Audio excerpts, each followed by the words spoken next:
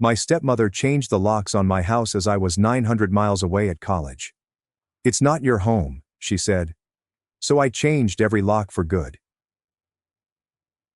My name is Riley, and I am 22 years old. What I'm about to tell you isn't some made-up family drama.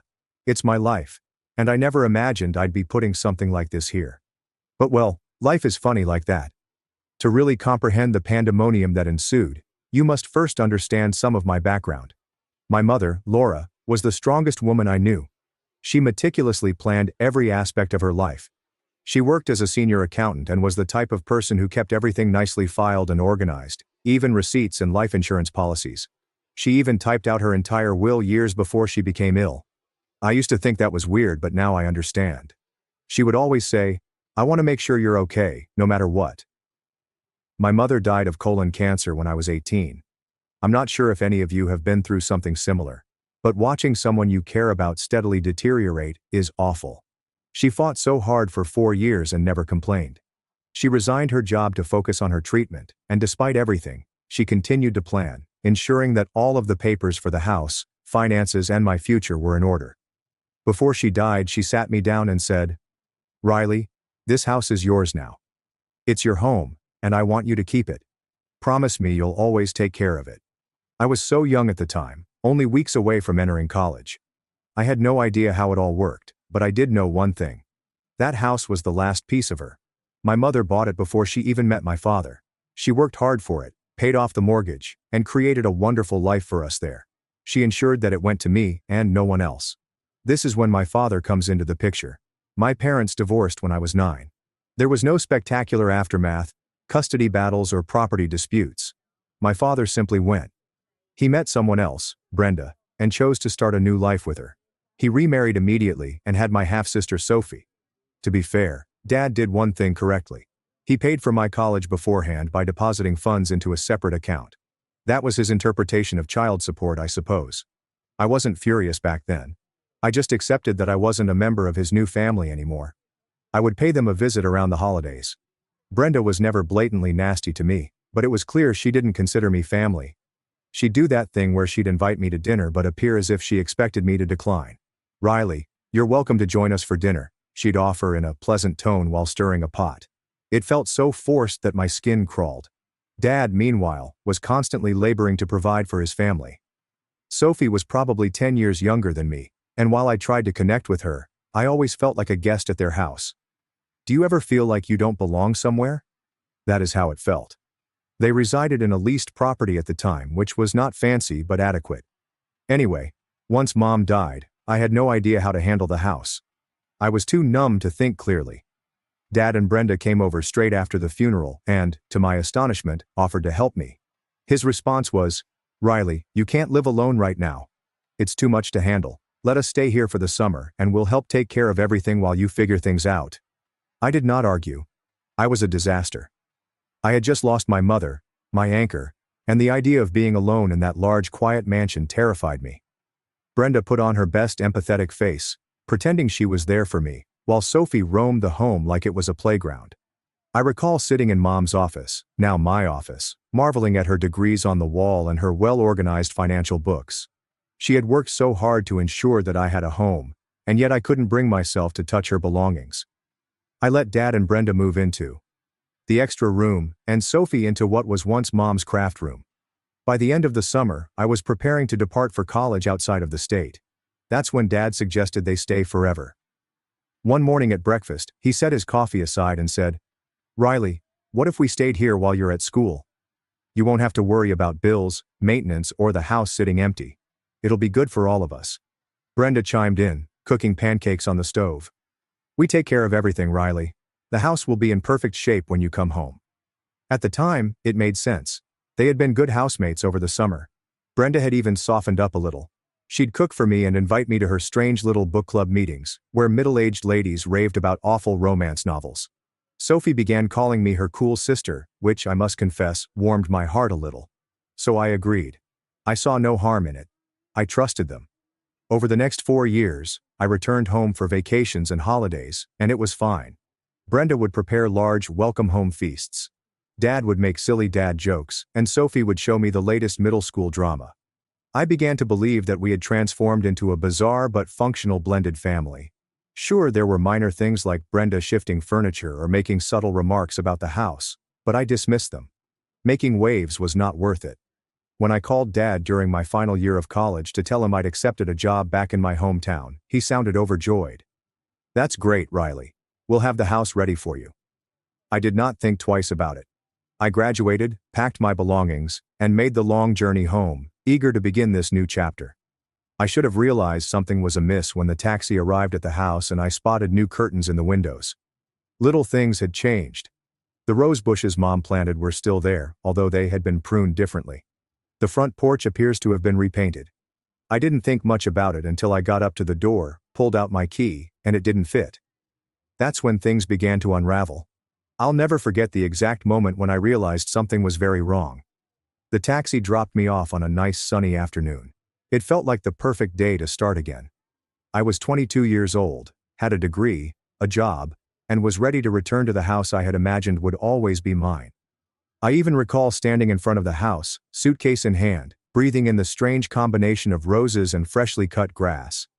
Mom's rose bushes remained, but they had been pruned differently, in the rounded shape Brenda was known for. It was small touches like these that made me notice the first slight shifts. I stepped up the porch, took out my house key, and inserted it into the lock, immediately envisioning my first night back in my bed.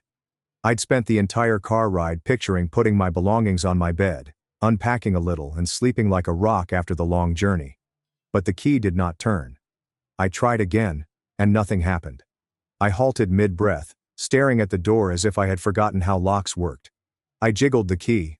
I turned it harder, but nothing happened. No way, I thought. Maybe I'm too weary, or maybe the lock is jammed. I knocked on the door, half smiling and expectant. Brenda opened it a moment later, wearing an apron and looked like she had just finished baking, with flour smudges on her hands. Her expression went blank for a half second. Then she put on a phony smile and asked, "Riley, what are you doing here?" That question struck me like a slap. What was I doing here? I thought I lived here. I stammered out. I'm moving back home. I told you guys about this, remember?" Her smile wavered. "Oh, right," she responded, as if she had suddenly realized something she had neglected to include on the grocery list. She stood aside, unwillingly, and allowed me in. When I rolled my bag inside, it was like walking into a strange version of my home. The living room looked different. Mom's furniture was still present, but had been rearranged. Brenda's awful farmhouse decor, fake plants, and cutesy signs with phrases like live, laugh, love had taken over the mantel and bookcases. What about the old photo of Mom and me on the side table? Gone. Instead, there was a new family portrait with Dad, Brenda, and Sophie. I swallowed hard, my throat tight, but attempted to remain calm. Dad was sitting in Mom's old armchair, which she used to wrap up in with a book after work. He looked up from his tablet and made an awkward double take when he noticed me. Sophie was splayed on the couch, phone in hand and earbuds in. She hardly looked at me. "Hey, you're back," Dad remarked, sounding overly cheery. "Yeah," I said, managing a slight smile. "Why are the locks changed?" Dad scratched the back of his neck like he often did when he was nervous. "Oh, I changed them last month. There were a couple of break-ins in the neighborhood, so, for safety." "You didn't think to give me a new key?" My voice came out rougher than I wanted, but I was already uncomfortable with the situation. Brenda, who was hovering behind me, leapt in. "We didn't think you'd be here so soon." "I graduated last week," I explained, looking between them. "I told you guys I'd be moving back home for my job. I literally sent you the date I'd be here." Brenda did not respond. She simply crossed her arms and stared at me, as if I were the one who had done something wrong. Dad stood up and motioned to the office. "Riley, can we talk privately for a second?" I followed him, luggage still in hand, my heart racing. Mom's old office looked mostly the same, though I saw some of her books had been pushed aside for Brenda's belongings. Dad slammed the door behind us, and as he turned to face me, I could tell he was apprehensive, as if he knew what he was going to say would irritate me. "Listen," he began, his voice low. "There's something I need to tell you." These words made my stomach drop. Dad paused, his hands twitching at his side. "Brenda, she thinks this house is mine. That I let you live here after your mom passed." I glanced at him, not understanding. He groaned and looked at the floor. I never told her the truth that your mom bought the house and left it to you. I told her I gave it to your mom after the divorce and that it was returned to me when she passed. I could not talk. I just stood there, staring at him, feeling as if the air had been taken out of me. My residence. My mother's residence. She battled so hard to ensure I had this one thing. He lied about it to Brenda for 4 years. I had to, Riley, Dad said, still not addressing my gaze. You don't understand what it's like. Brenda wouldn't have agreed to live here if she thought it wasn't mine. I found my voice again, however wobbly. So what do you let her think she owns my house, and now I'm supposed to just, what? Disappear? He grabbed my arm and pleaded. No, it's not like that. Just give me a little time to fix this. I'll tell her the truth, I promise. Just not yet. I don't want to ruin my marriage, please. I couldn't believe what I heard. My own father was asking me to lie so that they could stay in my house, which my mother had fought her entire life to buy, because he was too cowardly to tell his wife the truth. I took the keys he gave me for the new locks, but that was it. I felt nauseous. I felt betrayed. But ultimately, I felt like an idiot for believing them. I agreed to let him mend it, but deep down, I knew it wasn't going to go well. That night during supper, the tension was so thick that a knife could cut through it. Brenda sat at the head of the table, smiling as if nothing was amiss, but I noticed her staring at me every now and again with keen, calculating eyes that made my skin crawl. Sophie absolutely ignored me, while Dad barely spoke. I picked at my supper, my thoughts racing. It was merely the beginning. I could feel it. You know how sometimes individuals don't have to say anything to express how they feel about you? That's what living with Brenda evolved into. Constant unspoken animosity disguised as friendliness. Dad fared no better. He avoided me entirely, as if ignoring the situation would make it disappear. It was as if I had walked into someone else's home and overstayed my welcome, only that it was my own. The first few days were awkward, but manageable. I spent the majority of my time in my room, unpacking my belongings, meeting up with old friends via text, and processing all Dad had told me. The tension wasn't as intense at first, more of the silent variety when you can tell people are watching you. Brenda would enter the kitchen when I was preparing coffee and make passive remarks like, "Oh, you're up early. You must be on a college schedule still," or rather, "Are you cooking for yourself tonight? I didn't realize you'd be eating in." The point is, she wasn't yelling, but every word had a tone that said, "You don't belong here." The situation quickly worsened. On Wednesday morning, I was going to start a load of washing. I had left my clothing arranged in the laundry room and gone to get detergent. Brenda was already removing my clothing from the laundry and placing them in a basket when I returned. My white shirts were suddenly mixed with black garments that had not yet been washed. I froze and stared at her for a second. "Oh," she began, as if she had just spotted me. "I thought this was Sophie's basket. You really should label your stuff." "They were sorted," I replied bluntly. "And Sophie doesn't do her own laundry, does she?" Her smile was razor thin. "Well, I can't keep track of everyone's mess around here." She took up her cup of tea and walked away, leaving my garments in a crumpled heap. I understood what she was doing. She expected me to react and raise a scene, but I wasn't going to give her that satisfaction. She only prepared enough food for 3 people for dinner that night.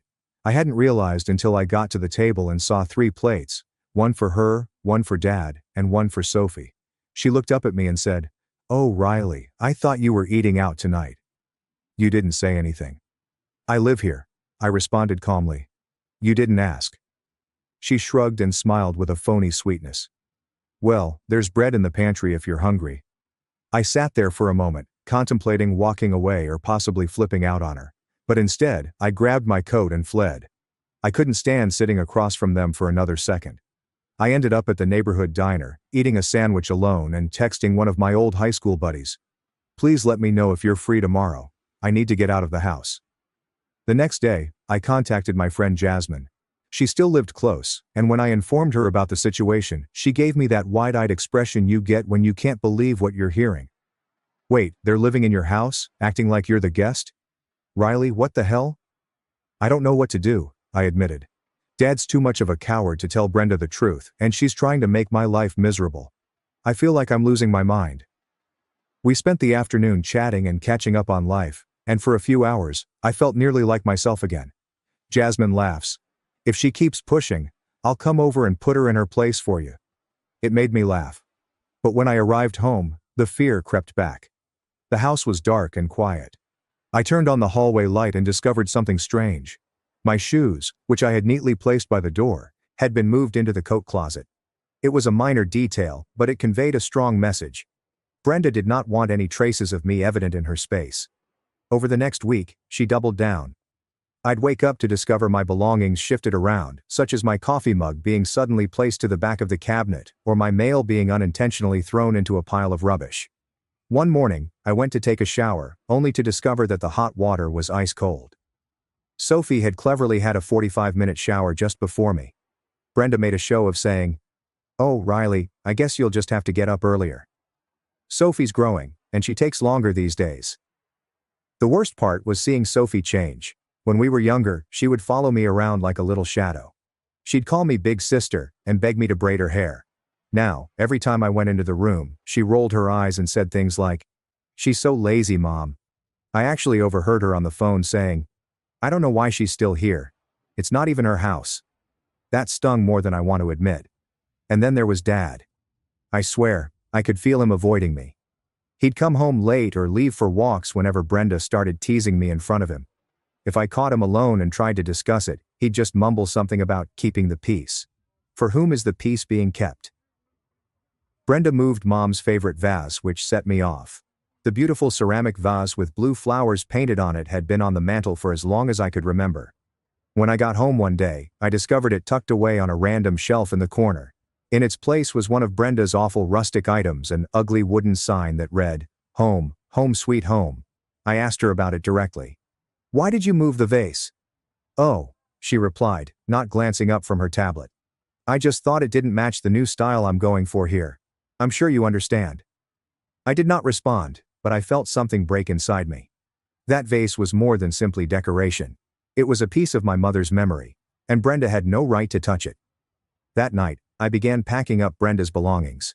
In my head. I wasn't ready to act yet, but I knew I couldn't keep living this way. By Saturday morning, I felt as if I were living in someone else's home, an unwanted guest in my own. Brenda's animosity had become so intense that even coming into the kitchen felt like entering enemy territory. I avoided the communal areas while she or Sophie were present just to save my sanity. That morning, however, something was wrong. I awoke to silence. Complete silence. There was no sound of Brenda slamming pots in the kitchen, Sophie blasting pop music from her room, or Dad viewing the morning news on television. It was eerie. At first I assumed they'd gone out for breakfast or something, but the house seemed abandoned. It was excessively clean. The kitchen countertops were pristine, the dining table was bare, and even the shoes that were constantly piled near the front entrance were gone. I stood there, barefoot and still in my jammies, my stomach sank. I checked my phone for nothing. No texts or missed calls. I tried contacting Dad first. Go straight to voicemail. That is bizarre. I tried him again. The same result. By this point, I had a feeling that something was wrong. Maybe it was paranoia from weeks of stress with Brenda, but I couldn't shake the sensation that this wasn't just any ordinary Saturday morning. Finally, I called Brenda. I was about to hang up after the fourth ring when she answered. Her voice was harsh. "What do you want?" Her tone took me completely off guard. I just wanted to know where everyone is. I woke up and the house was empty." She laughed, and not just any laugh, but a cruel, hideous sound that made my skin crawl. "Oh, didn't we tell you? We're in the Maldives. You know, sunny beaches, luxury resorts, the whole deal." I blinked, clutching the phone more tightly. "What? The Maldives?" "First-class flights and everything," she said with a faux cheer. "We didn't mention it because, frankly, we didn't want you tagging along. You're not exactly in the position to pay your way, are you?" My stomach sank. "What are you talking about?" That's when she abandoned the act entirely. "I'm talking about you living in our house like some entitled brat," she said with anger. "Your father might be too soft to say it, but I'm not. You're a freeloader, Riley. You've been mooching off us long enough. Do you know how embarrassing it is to have a grown woman squatting in our house while we're paying all the bills?" I could hardly breathe. My hands shook, and I slumped onto one of the kitchen chairs, my legs unable to support me. "It's not your house," I choked out. "It's my house." She ignored me. "We're done, Riley. When we get back, I want you gone. I don't care where you go to sleep on a park bench for all I care, but you're not staying here. If you're still in that house when we come back, I'll personally throw you out." In the background, I could hear Sophie giggling and Dad saying something I couldn't understand. The sound of it twisted the knife farther. "Brenda, you don't bother trying to call your father," she said, her voice frigid. "He agrees with me. He's just too weak to tell you himself. We've already blocked your number. Have a nice life, Riley." Then she hung up.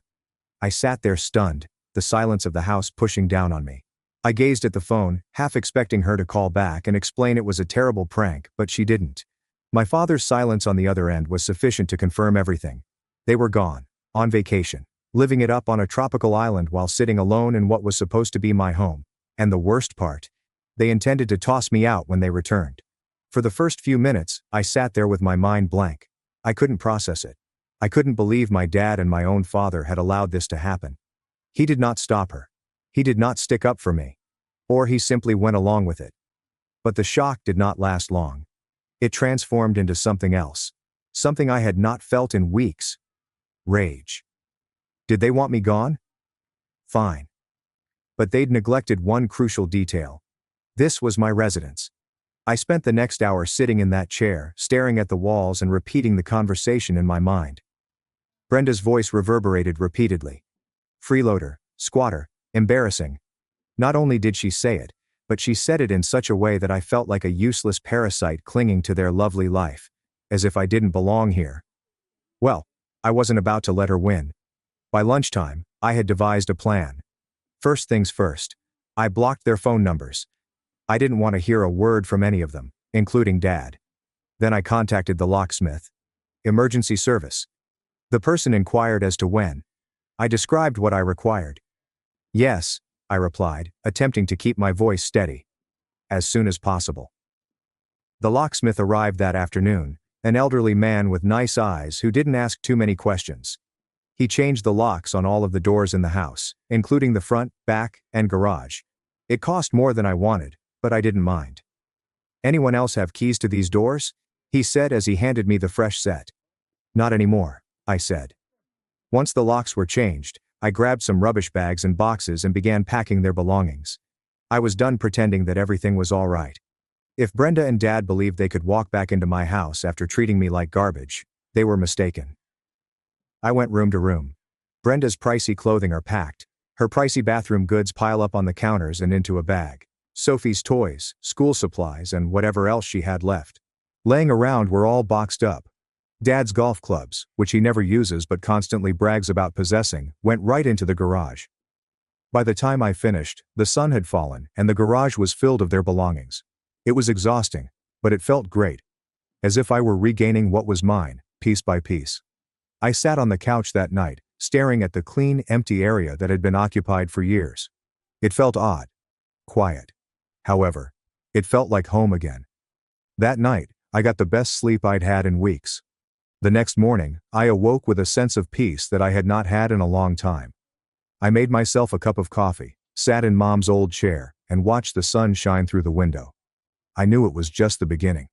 Brenda was not about to let this go without a fight, and Dad, well, I had no idea what to anticipate from him anymore. But one thing was certain. I wasn't going anywhere. The storm hit on Friday evening. I had expected it, honestly. I had spent the entire week mentally preparing for the explosion that would undoubtedly occur once they returned and saw what I had done. I even rehearsed what I was going to say several times to avoid stumbling or giving them an opportunity to influence me. That afternoon, I had returned home from work, left my bag by the entrance, and noted how quiet the house was. It wasn't the eerie, empty silence I'd experienced the morning after Brenda's call. No, this was the kind of silence that felt appropriate. It felt like tranquility. My tranquility. I had just sat down with my laptop to check emails when I heard the car turn into the driveway. The sound of tires crunching on gravel turned my stomach, but I forced myself to remain calm. I didn't move from my seat on the couch as I heard doors smash, footsteps pounding up the walkway, and Brenda attempting and failing to unlock the front door. She began beating on it instantly. "Riley!" Her voice was already harsh. "Riley, what the hell is going on? Why won't the door open?" I let her hammer for another 30 seconds before standing up, taking the fresh keys off the counter, and walking to the door. I took my time unlocking it, enjoying the little break in her screams. When I finally answered the door, I was met by Brenda's outraged expression. Her hair was tangled, her cheeks flushed, and she looked like she was about to bite my head off. Behind her, Dad stood stiff and uneasy, his gaze elsewhere. Sophie hung back near the car, arms crossed and scowling. "What did you do?" Brenda shouted, pushing her way past me into the entranceway. "Why did you change the locks?" I stood aside, allowing her to storm in. Dad followed silently, his shoulders stooped to avoid my gaze. Sophie trailed behind him, clutching her phone like a lifeline. Brenda quickly turned on me. "I want an explanation. Right now." I crossed my arms and faced her look without flinching. "It's pretty simple," I said. "This is my house. You don't live here anymore." Her jaw dropped open as if I had hit her. "Your house?" "Yes, my house. The house my mom bought. The house she left to me. The one you've been living under a lie for the last 4 years." For a single second, the room fell silent. Brenda gazed at Dad, her face filled with perplexity and increasing rage. "What is she talking about?" Dad didn't respond. He simply stood there, frozen. I turned to him, my tone stern. "Tell her, Dad. Tell her the truth." Brenda turned to face him. "What truth? What is she saying?" Dad whispered something I couldn't understand, his voice so low I assumed he was choking on his own shame. "Speak up," Brenda demanded. "What is she talking about, Mark?" Dad eventually looked up, his face pallid. "It's true," he said, his voice wavering. "The house? It's not mine. It never was. Laura bought it before we were married. She left it to Riley in her will." Brenda gazed at him for a second, blinking as if she couldn't absorb what he was saying. Her face became a deep shade of red. "You lied to me." Dad flinched as if she'd hit him. "I didn't mean—" "You told me this was your house," she exclaimed. "You said you let Riley stay here out of the goodness of your heart. Do you have any idea how stupid this makes me look?" Her voice was loud enough that I was confident the neighbors could hear, but I didn't mind. Let her scream. Let her have her tantrum. I'd spent weeks feeling like a stranger in my own house. She could handle a little reality. Brenda returned to me, her eyes flaming. "You ungrateful little brat. After everything we've done for you." I shut her off. "Everything you've done for me? Like what? Trying to erase my mom from this house? Calling me a freeloader? Planning to throw me out? That's not helping, Brenda." She opened her lips to argue, but I hadn't finished. "Your stuff is in the garage, take it and leave." Sophie finally spoke up. "Mom, let's just go." Her voice was subdued, and for the first time, I noticed something other than anger in her discomfort, perhaps. She glanced at me for half a second before turning away. Brenda ignored her. "We are not leaving," she snarled. "This is our home too." "No, it's not," I replied, my voice firm. "It's mine, and I want you out." Dad finally went forward, as if he wanted to resolve everything with a single sentence. "Riley, please," he asked, his voice trembling. "We don't have anywhere to go right now. Just give us a few weeks." I held up my hand. "No." His face crumbled. "Please, sweetheart. I know I messed up, but we're family." "Family doesn't treat each other like this," I responded. "You let this happen. You let Brenda think this was her house. You let her treat me like garbage. And you stood there and said nothing." Dad had nothing to say about that. He simply gazed down to the floor, like a chastised child. Brenda, on the other hand, was not prepared to quit up. "You're a selfish little girl," she snarled. "You think you're so high and mighty because of this house. You wouldn't even have it if it weren't for your father." I laughed bitterly. "My father had nothing to do with this house. Mom bought it with her own money before you or him were even part of the picture. She made sure it would be mine because she knew I couldn't count on him." That silenced her. I turned back to face Dad. "You can take your stuff and leave. I'm done with this." For a minute, no one moved. Brenda looked at me as if she wanted to leap at me, but Dad eventually nodded, his shoulders slumping in defeat. "Fine," he muttered. It took them almost an hour to get their belongings into the car. Brenda didn't stop. She mumbled under her breath the whole time, calling me names and yelling about how ungrateful I was. Dad just appeared hollow. Sophie remained silent, helping to carry things without saying anything. When they were finished, Dad knocked on the door one final time. I did not open it. Brenda's voice could still be heard faintly through the glass as they drove away. The home became quiet again.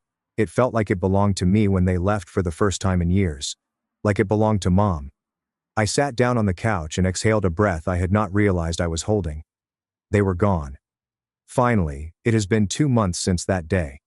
Dad still calls from various numbers, but I don't answer. Some relationships cannot be repaired, and I honestly don't want to. I'm currently focused on myself. My job is excellent. I've made pals at work, and I'm gradually recovering from all of this. I planted new roses in Mom's garden that she would have adored, and I am now at peace. To anyone who is dealing with a toxic family, sometimes you need to let go. You do not owe anyone your tranquility, especially those who take advantage of you. Mom made certain that I would always have a home,